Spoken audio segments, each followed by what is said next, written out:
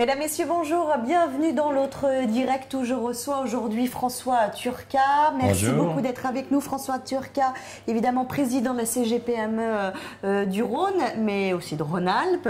Il y a eu le discours de confiance de Manuel Valls mardi dernier. Vous l'avez bien évidemment, j'imagine, écouté. Il a parlé des entreprises, de ce fameux pacte de responsabilité qui va être bientôt mis en place. Mais pour vous, c'est bien, mais ça ne va pas suffisamment vite. Vous avez tout résumé, c'est la vérité. Bien sûr que c'est une bonne initiative. Et quand on dit qu'il aime les entreprises, c'est le moment de le montrer. Mais l'urgence, c'est maintenant, c'est pas en 2017. Donc effectivement, on est favorable au pacte de responsabilité. On est favorable quand on nous dit « je vous aime ». Mais maintenant, dire « nous aimer », c'est agir. Et agir vite. Parce que là, ça va être mis en place, là, début 2015.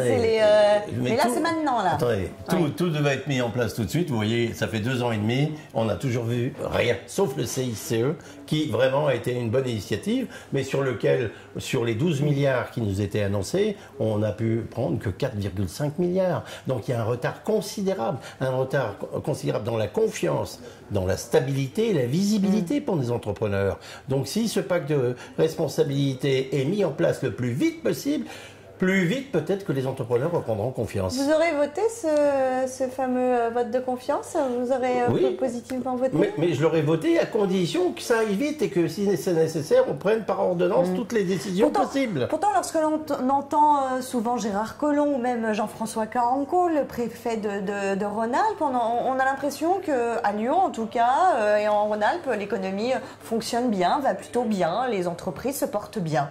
Non, mais ils ont raison. Tous les deux ont raison d'avoir cet optimisme qui sont dans leur veine et puis ils sont fiers.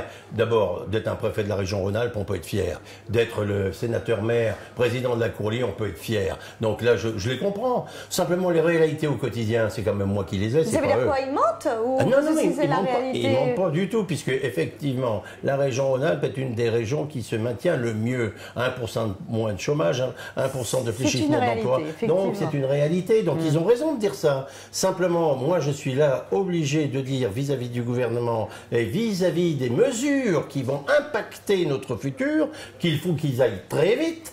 Parce que nous en avons marre d'attendre, marre de n'avoir ni visibilité, ni stabilité dans le futur. Et comment on a déjà du mal à maintenir l'emploi aujourd'hui. S'ils veulent qu'on crée des emplois, s'ils veulent qu'on aille plus loin et qu'on apporte notre pierre à l'édifice, eh ben, il faut que ces lois soient mises en place tout de suite. Est-ce qu'il y a des secteurs qui sont vraiment fragilisés aujourd'hui? Le bâtiment. À Lyon. Il y a des mesures là qui doivent être prises, la Caisse des dépôts qui met 1,9 milliard et pour faire 25 000 logements, c'est tout de suite, ça doit démarrer. Vous voyez, il y a l'hôtellerie qu'il faut aider, ils ont eu une très mauvaise saison là à Lyon. Très mauvaise saison.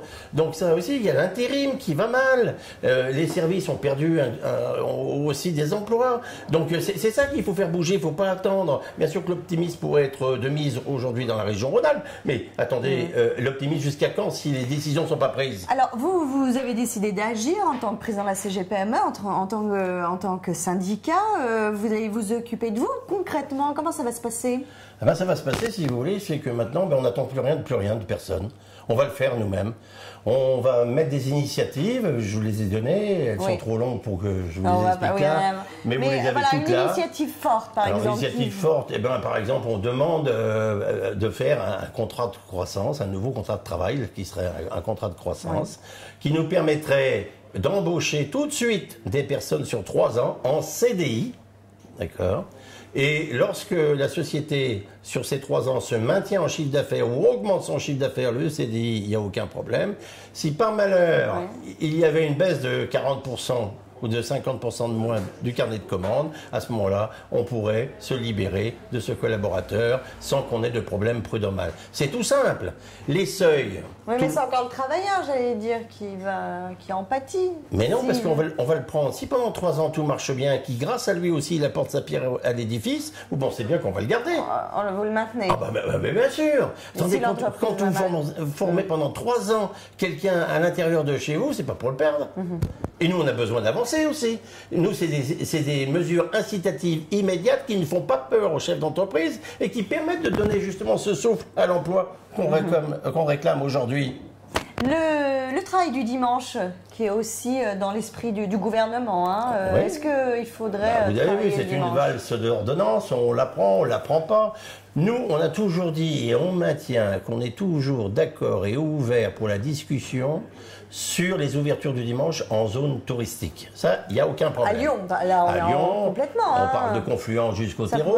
Bon, voilà. Ça, il faudra une concertation avec les commerçants, mais on peut le comprendre. Par contre, Gérard Collomb l'a aussi annoncé, s'est déclaré aussi favorable. Lui qui était longtemps défavorable, a dit oui. Par contre, je suis alors là, vent debout, sur la généralisation des ouvertures le dimanche pour le commerce indépendant. On va le tuer. Et ça, c'est pas logique, c'est pas normal. Il faut que ça soit ciblé. C'est ciblé, lieux, tout à fait. Donc à Lyon, dans la presqu'île, à Confluence, et c'est tout. Vous aurez toujours en face de vous quelqu'un qui peut comprendre ça. Mais pas pour le reste. Le reste, si vous voulez, la règle brutale qui nous dirait il faut ouvrir tous le dimanche, ça c'est inadmissible et insupportable pour les indépendants. Ça ne marcherait pas. Non. Il y a également le MEDEF là, qui fait des propositions, notamment supprimer 2 jours fériés. Ça veut dire quoi? Attendez, écoutez, moi je pense qu'il y a des débats plus importants. Ça c'est une provocation gratuite. Je dirais, là, je ne sais pas si je peux être d'accord ou pas d'accord, peu importe, c'est pas le sujet.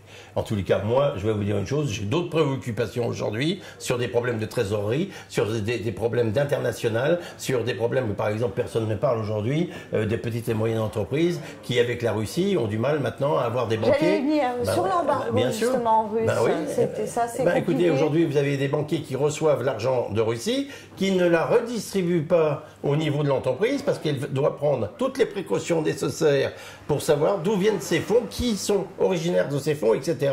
Mais c'est là aussi, si vous voulez, je comprends les conséquences politiques de l'Ukraine vis-à-vis de la Russie, ça c'est indéniable.